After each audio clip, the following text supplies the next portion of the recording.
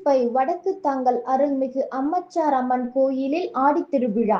விழுப்புரம் மாவட்டம் செஞ்சி அடுத்த குறிஞ்சிப்பை வடக்கு தாங்கல் கிராமத்தில் உள்ள ஸ்ரீ அம்மச்சார் அம்மன் ஆடித்திருவிழா வெகு விமர்சையாக நடைபெற்றது. முன்னதாக வெள்ளிக்கிழமை கணபதி ஹோமத்துடன் பந்தக்கால் நடுதல், காப்பு கட்டுதல் நிகழ்ச்சியுடன் ஆடித்திருவிழா தொடங்கியது. திருவிழாவின் முக்கிய நிகழ்வாக ஞாயிற்றுக்கிழமை காலை அம்மனுக்கு சிறப்பு அபிஷேகம், ஆராதனை நடைபெற்றது.